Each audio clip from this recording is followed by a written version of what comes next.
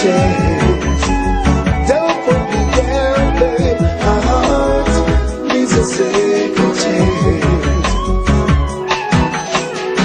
You've been gone, have been in a trance. This heart needs a second chance. Heart needs a second chance.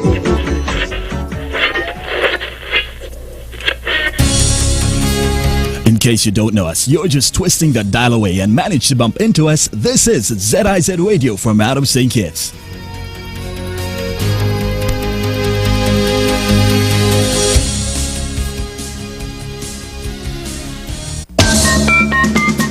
The specials at Domino's are hot, hot, hot for any occasion. Hot right out of the oven. 1 medium, 2 topping pizza, and 2 20-ounce Cokes, only $35. Free Coke with your lunch until 2 p.m. Small, 1 topping school child lunch special, only $14. 2 medium, 2 topping pizzas, and a 2-liter soda, only $69.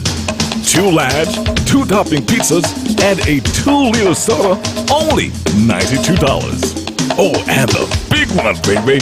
Free large pizza every Tuesday with your favorite 2 for Tuesday special. So, come on down or call and order now and experience our tasty oven-baked goodness.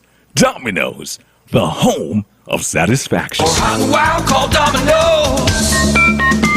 Now. Are you ready for the bigger, better summer?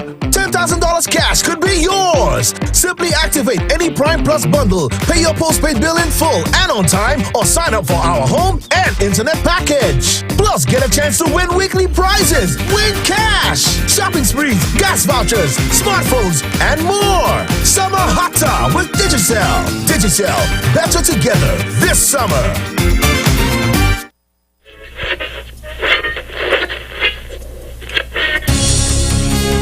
In case you don't know us, you're just twisting the dial away and managed to bump into us. This is ZIZ Radio from out of St. Kitts.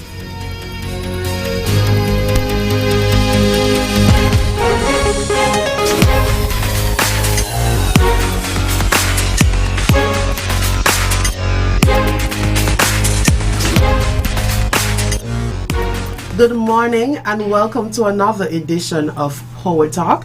PowerTalk is a radio program brought to you by the St. Kitts Electricity Company Limited, where we share with you all of the latest happenings at SKELEC. My name is Patrice Harris and I am the Corporate Communications Manager at SKELEC.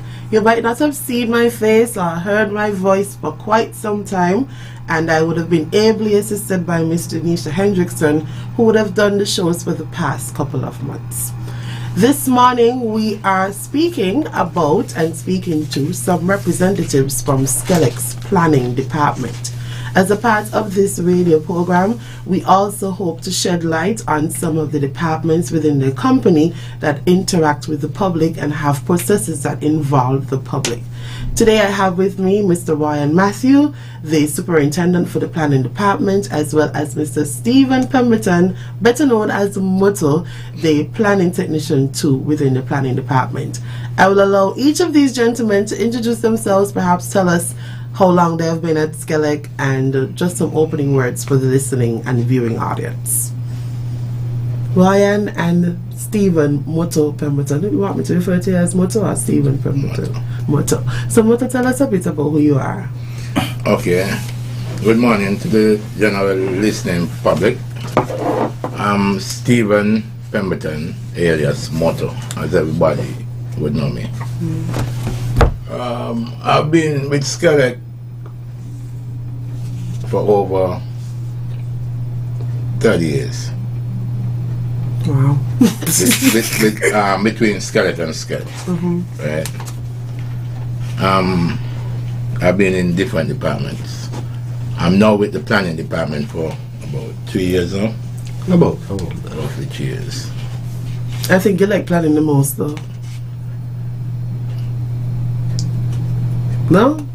The fact that you had to hesitate for so long, maybe that's not the case. Okay, Ryan, tell us about who you are, because Moto doesn't seem to like working with you.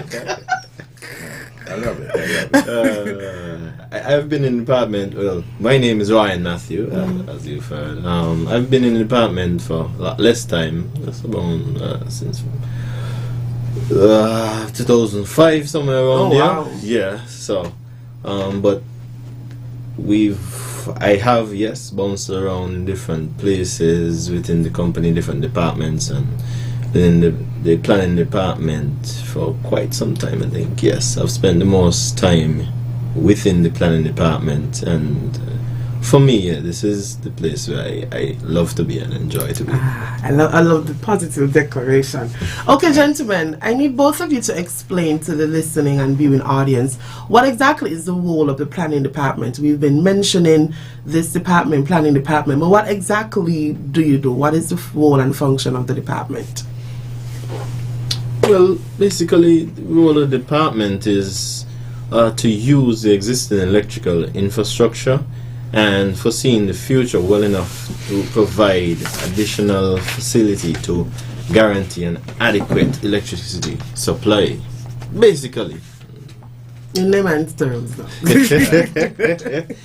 Layman's terms, well, we try to make sure that persons get supply, plant poles, run wires, those kind of things. We lay out the route so that persons can get the supply that they need. Adequate supply. Maybe overhead or underground supply.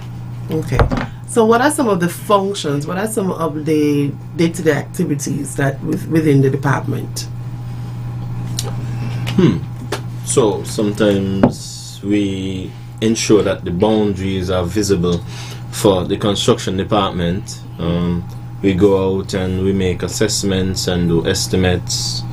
We prepare drawings, maps outlining the routes existing and proposed, and we sometimes interact with developers to basically get a feel for what they want when they make a supply and explain to them the best way that SKELEC can partner with them to get their needs met. So you mentioned boundaries, developers, construction. What are some of the positions or roles or types of individuals within that particular department? No, within our department we have the draftsman, who is very key to the department, because he now, after we go out and we assess the lots, we see exactly what's going on there, where we need to go to.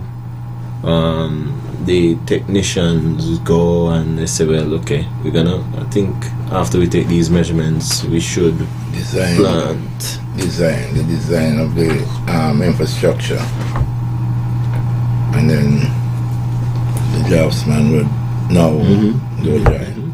Okay, so there's a draftsman. What are some of the other roles or positions within the department? We have the technicians that mainly deal with the estimates, the designing, and the designing of the layouts.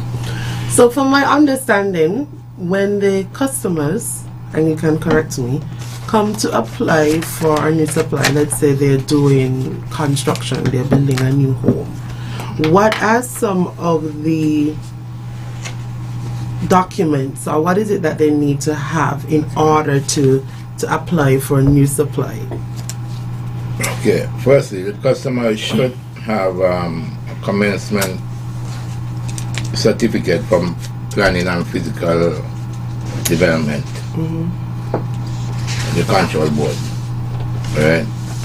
They must have 2 pieces of ID and an electrician. Okay.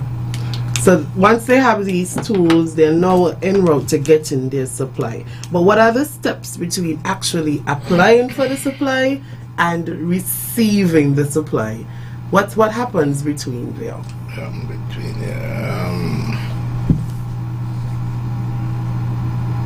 Once you have those documents, right, and tools, you go to the customer service downtown office and fill an application.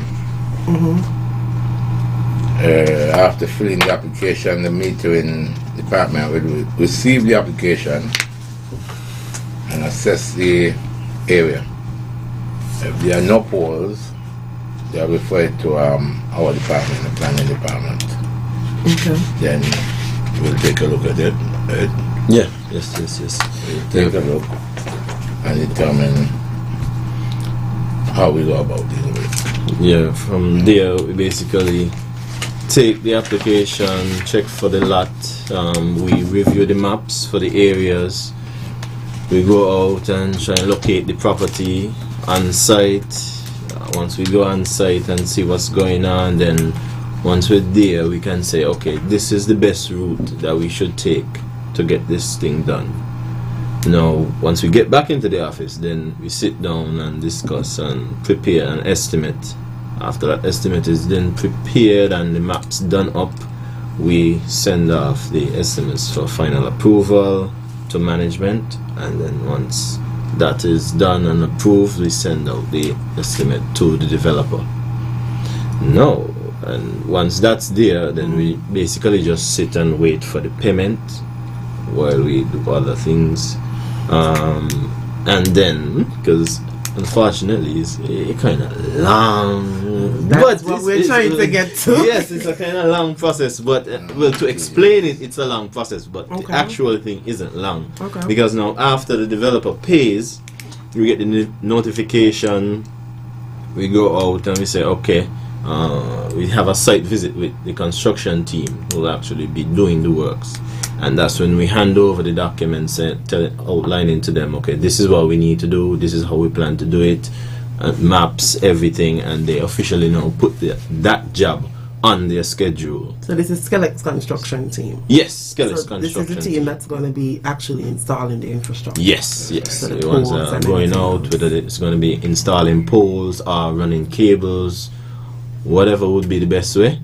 This is when we turn over the job to them. They put that on the schedule, and then from there now they go out, execute. Once that's done, let the metering department know, okay, yes, the application you sent requesting that poles be set up, the poles are in and everything, so now they can go out and make their assessments, and based on the meter point, wherever the meter point is, they can now give an estimate as to the cost for that meter. So this is a separate estimate? Yes. So the planning department prepares their own estimate for the installation of the infrastructure, which goes to the developer. Yes. And now after all of the infrastructure is done, there is an estimate prepared by the metering department. Right, the smaller estimate that and goes what is that to estimate for? That's basically for the meter. Just the installation of the meter. That's the small one that the customer themselves, the landowners, So you're get. saying a small one, so the other estimate is a bigger one? It is. So tell me how we, that is the big question now. How do we, what are some of the factors that come together in order to determine the final cost for the estimate that they receive, the customer would receive from the planning department? The thing is, it's basically you have to look at the terrain, the location of the supply. So when we say terrain, what exactly are we talking about? Just for persons who might not be familiar. Yeah, because now say we're going on a hillside, or say we're using stony areas, all those different things we take into consideration. We have to take that into consideration because that will determine the cost, because different types of machinery and different things would need to be used, different applications. Gotcha. So what else is used to determine the cost for the estimate? The size of the lots, because the size of the lots basically determine the number of poles we're going to use if we're doing poles. Because we always tend to, I don't know if many persons realize, but we try our best to plant the poles in line with the existing bounds. Because we don't want to block anyone's view, we don't want to put anything in front of anyone's property. So as long as we have that clear area, we have the bounds in place, we make sure that we plant the poles in front of those boundaries. But we also have a standard, because we can't allow the lines to stretch for too long. So poles would have to be within a certain distance of each other. Okay. So that now is why the size of the lots will help to determine the cost. Okay. we also need to look at the type of service requested, because if you want a 3-phase supply or single-phase supply, that's a different type of equipment. Underground supply. Underground supply. So those are some of the key factors that determine the cost. Okay, so it's not like we're randomly assigning any of our customers' costs when it comes to the estimates. There is a formula that helps us to calculate what is the cost that you will determine. There are some instances where how is it determined who bears the cost? That's a question I forgot for us to mention. Who bears the cost? No, usually the major cost is paid by the developer, because majority of the times lands are sold developed. Okay. So they would be responsible for putting in the major infrastructure, at least to your boundary. So majority of the lands locally are purchased from sustainable development. So now they would be the ones that we send the large bills to. Right, the large bills. And that's for the developed land that is purchased. Yes. But of course, if you're purchasing undeveloped land, then as the owner of that property, you would stand full responsibility for that. Okay, wow. All right, so these are important things to note, and especially as we are going into this next question, which speaks to some of the reasons why we might experience delays, because we would have heard complaints from customers before about applying for supply and not having received the supply until sometime after. So what happens in between there during that process why we might have delays? Even though it's not something very common, I would like to say, but delays usually come, say, for some reason there's a hold up with the payment. So that's one of the major challenges. Yes, because there are different factors that hold up the payment, and we have to be reasonable and understand that these things do happen sometimes, especially some people. We also need to remember that it's a business that's being run, and payments are made at times based on your response towards a company, basically. Okay. When I say that you're being sold developed lands, and so yes, they have to make the applications and the different things, but would have to have already input a certain amount towards your land for the developer now to feel free and to, so trying to say you gotta pay for the land, you gotta put some money on the land. That's what you're over there trying to say, yes, but you have to be a little diplomatical with the thing, man. You can't come so you basically have to put a significant amount of money on the land, but so that the developer could see that you have a genuine interest and they can come up on their end. Got you, put it in layman's terms. Right, so basically that is one of the key points that delays payment at times. And then other factors, we look at boundaries, yes. Sometimes we cannot find the boundaries for some reason, maybe soil erosion. The boundaries might get moved. Somebody might be clearing a piece of land and they push out the boundaries, so we then have to get those boundaries back in. So it will delay a little time because we have to now go to lands and surveys. Land and survey. They will have to schedule a time to get those boundaries in because they have other things to do. So that's one of the delays. So from what I'm gathering, because this process does also include other parties, it sometimes creates some delays in terms of the customer receiving the supply on the end. Correct. As I sit down with you two gentlemen, there's so many questions that I thought about that we hadn't discussed before. Because I know when we think about new developments and we think about commercial developments, when we haven't even gone into the conversation about underground supply as well. So you guys will be due for our next time back. I'm putting you on notice now that I am bringing you back because these are some of the other questions that I want to talk about. We want to let the callers and the listeners know that the phone lines are open. If you do have any questions, please feel free to call in. We are prepared to answer your questions. Please feel free to call in. I always ensure that I leave room for the customers to call in so that we can hear from you. We have a caller, GQ. All right, good morning, caller. President, good morning. How are Good you? morning. I just want to ask a little question. GQ, can you turn it up a bit? I'm not hearing him as clearly. Hello? Yes, sir, go ahead. Yeah, I just want to ask a little question. Okay. What is in place for if somebody got a generator want it connect up to the meter? What the procedure? If a person wants to have a generator connected to a meter? Yeah, you know when current go, I got a turnover switch, but I need the wire to go into the meter. But make an electrician himself to go into the meter, so I go get from SKELEC itself. Because there's nobody going to the meter. So what the procedure towards that? What's the procedure when it comes to a generator? And okay, we'll take the questions and we will answer them after. Do we have another caller, GQ? All right. Take note of that one. Good morning, caller. Good morning. How are you? I'm doing well, and yourself? I'm great, and I must say it. I'm so impressed with you, and you pull the best person. You pull the best out of these gentlemen. I was there listening, and you're just questioning them, and they were able to answer. Because sometimes we, as you will say, the person in the society, don't understand what goes on behind the scene.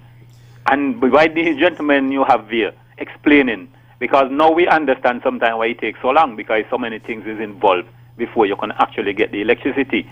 And then one of the issues was according to where your land is situated. And it just makes sense. Because if you live way up in the mountain, it's going to be more difficult and it's going to cost more. But some person of the opinion, it's just a flat rate. And it can't be. So I just call in to say how impressed I am. You're questioning. Maybe you need to be a liar, because you really had these guys. But it's obvious that they're expert in their field, and they did answer the question appropriately, and I have a better understanding. I want to believe I'm talking for a lot of persons who are listening. So continue with the show. I am so impressed. Thank you very much. Thank you for calling in, and it is really our aim to explain the processes to the customer in the best way possible, so that you don't always have SKELEC as public enemy number one. You recognize that we are your friend and we're here to help you. Do we have any more callers, GQ? All right, so do any of you gentlemen want to tackle the first question about getting the generator into the meter with the turnover switch? Changeover switch. I'm connecting a generator. First, we don't connect generators to our meters, right? And the process, I think, will have to go through the metering department. And it also seems as though that is not something that is within SKELEC's realm, so that person would have to engage their private electrician. Yeah. All right. So, gentlemen, as we begin to wrap up the show, as we don't have any more callers, one of the things I would like for us to explain this morning is how can a customer follow up if they would have applied for supply for some time before and they're at a point of frustration, because we know the customers do experience frustration. They will say to you, the home is already constructed, I have to start paying my mortgage, there is no supply. We know that there are some delays and different factors that can alter that, but how can a customer follow? What is it that a customer in this position would need to do in order to have a better understanding and to get some relief?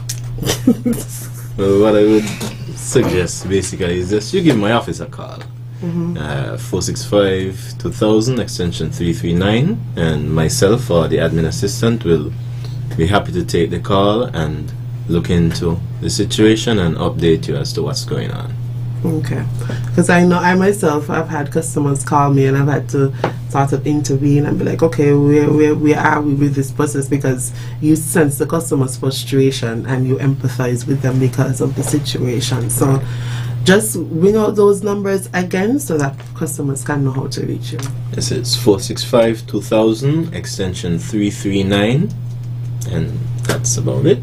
All right, so gentlemen, I'll give you the opportunity now to wrap up your wonderful show that the persons have been so impressed with. Wrap up, what are your final words, your parting thoughts, so that we can bring the show to an end. I want to say thanks to the general public for listening and understanding the role of our department. And not much to say, but feel free to call anytime if you have any problems, and we'll share the information with you. All right, Mr. Matthew. I must agree. Yes, it has been fun and a pleasure being here, and I want to say thank you for all those listening, tuning in. I hope that we were able to share and help you to better understand a bit of what's going on or what goes on within the planning department. We have the process is actually there's a bit more to the process, right? There's some more to it, because I don't know if you realize up to that point where the poles are in place, you still don't actually get access to the supply, you know, because we still have the metering department coming back out and doing that assessment and coming, you know, waiting for you now as the consumer to come in and make your small payment so that we can come and make sure that the electrician does what he was supposed to do with that temporary supply, so that the metering department can connect and give you that supply so you can move forward. You know, but you know, it has been fun. So it seems as though both of you have willingly agreed to be back, and maybe you might bring one of your other co-workers along the next time around. We don't mind at all. We don't mind at all. All right, ladies and gentlemen, listeners and viewers, you would have been listening to two representatives from SKELEC's planning department. The planning department is a part of the transmission and distribution division within SKELEC. This team is also a team that works closely with the construction and maintenance team, and they're very ably led by their manager, Mr. Randall Phillip. We want to thank the men and women who work in both of these teams for their efforts to ensure that our customers become connected and remain connected.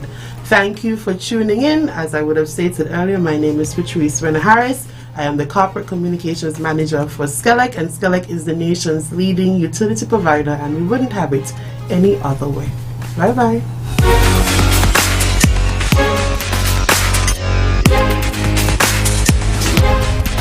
Three minutes moving on to the hour. Coming up at 10:30, we have another program for you. And this time it's from the Water Department. But this morning program will be a collaboration with the team from Danger to Safety.